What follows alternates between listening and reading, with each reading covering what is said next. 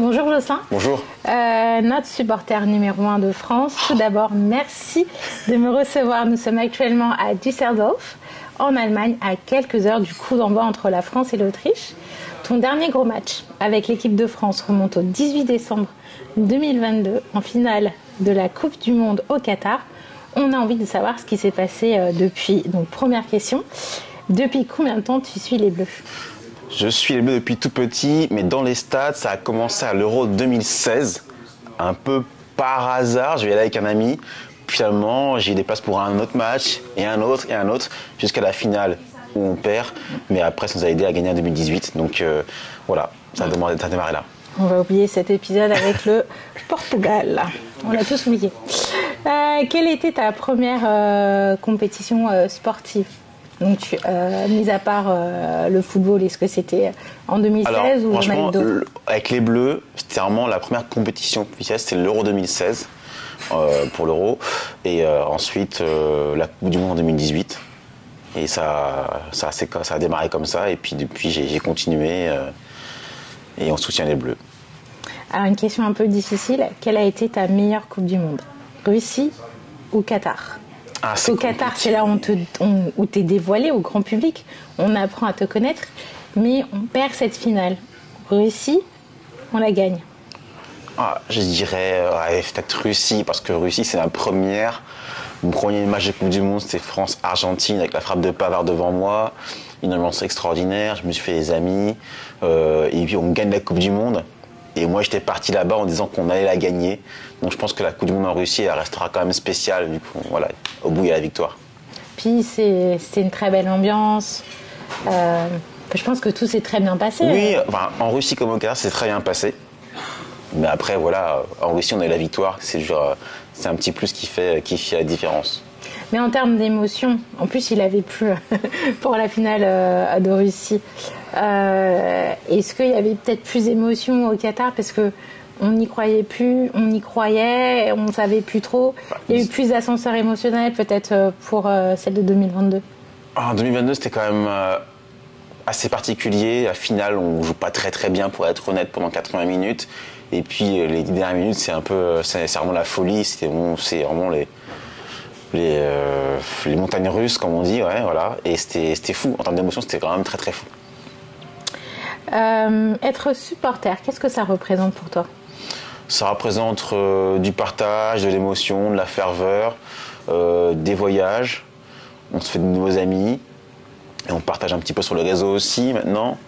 Et c'est toujours la découverte et soutenir son pays à travers l'Europe et dans le monde si on peut.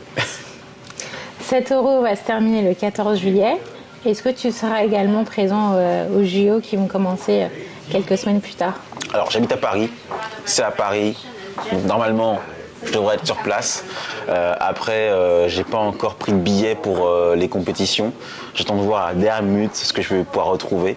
Car là je suis vraiment focus sur l'Euro, qui est pour le moment la priorité à l'heure où on se parle.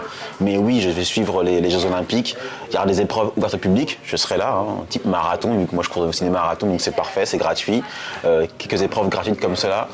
Ensuite, je pense que je réussirai à récupérer des places pour des épreuves olympiques ou paralympiques.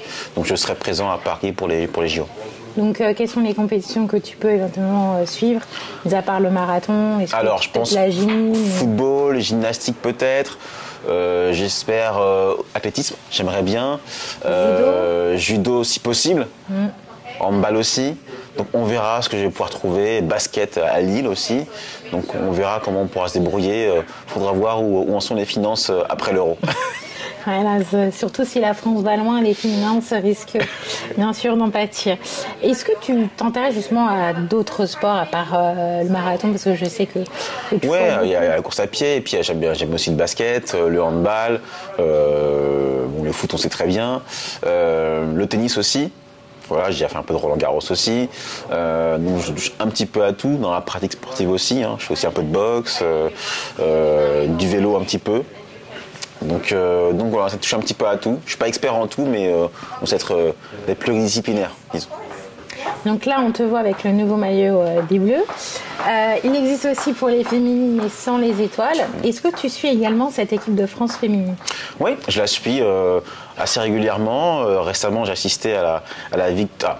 À la finale, j'allais dire victoire, malheureusement non, en Women's Nations League contre l'Espagne à Séville. J'y étais, j'ai cru à la victoire, mais bon, l'Espagne était vraiment au-dessus, mais il y a une marge de progression, elle progresse, donc on suit ça régulièrement, l'équipe de France, et aussi en club le Paris Saint-Germain PSG féminine qu'on suit assidûment. D'ailleurs, le classement UEFA a changé pour les féminines. Après être coincé à cette 3e place, nous sommes enfin à la 2e place, juste derrière l'Espagne. Donc tout est encore possible justement pour ces joueuses. Exactement. Alors une question un petit peu difficile, je pense que ce sera peut-être la plus dure pour toi. Combien tu fais de marathons par an? Oh, par an, j'en fais 2. J'en fais 2 par an en général. Voilà, cette année, je n'en ferai qu'un, car je vais faire 6 semi-marathons et un marathon, le marathon des Jeux Olympiques, le marathon pour tous. Donc en fait, lors du marathon des Jeux Olympiques, il y a les élites qui courent le matin. Il y a une course marathon pour tous, réservée à 20 024 coureurs. Et donc du coup, j'ai mon dossard et je vais courir ce même marathon de nuit qui va de Paris à Versailles, aller-retour. Ah oui, c'est un beau parcours ça. Ouais. Parce que moi, je t'ai vu aussi à la Fondation des femmes aussi. Tu avais fait ce marathon l'année dernière. Alors, pour la Fondation des femmes, il y a beaucoup de courses. En fait, ça s'appelle la Nuit des Relais. C'est une course caritative. Car en plus de la course à pied en compétition, je cours aussi souvent pour des associations. Il y a la Fondation des femmes, il y a Or sans cancer et d'autres. Donc ponctuellement, si on peut aider différentes causes via le sport, c'est toujours un plus. Donc tu utilises le marathon dans le but aussi de faire en sorte de promouvoir certaines opérations des associations pour les aider à avoir plus de fonds, c'est ça? Exactement, ce sont des collectes qu'on organise via la course à pied sur des événements sportifs. Et ça permet de donner de la visibilité et donner de la force à ces associations qui en ont bien besoin. Et donc, quelles sont tes passions dans la vie? Il y a le sport, il y a le cinéma, le théâtre, il y a plein de choses, culture aussi. Enfin, je touche un petit peu à tout ce qui arrive. Donc, et voilà.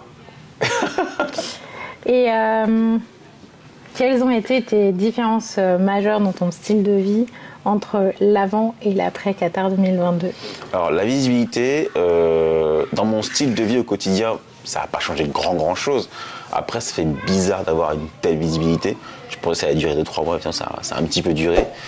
Ça a ouvert beaucoup de rencontres nouvelles, inattendues, des opportunités de collaboration avec des marques liées au football, mais pas que. Car moi qui voyage beaucoup, parfois pour des voyages, j'étais aussi invité à des événements parfois. Donc c'est assez intéressant.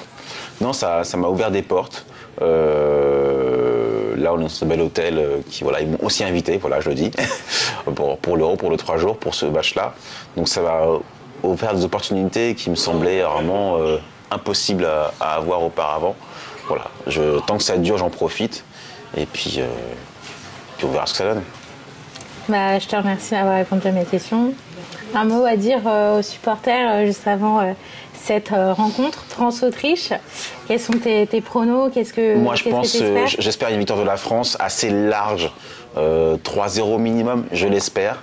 Et on est derrière les Bleus pour les soutenir, pour aller chercher cette Coupe d'Europe en une date particulière. Un 14 juillet, ce serait quand même magnifique. Donc on est tous derrière les Bleus et puis on y croit.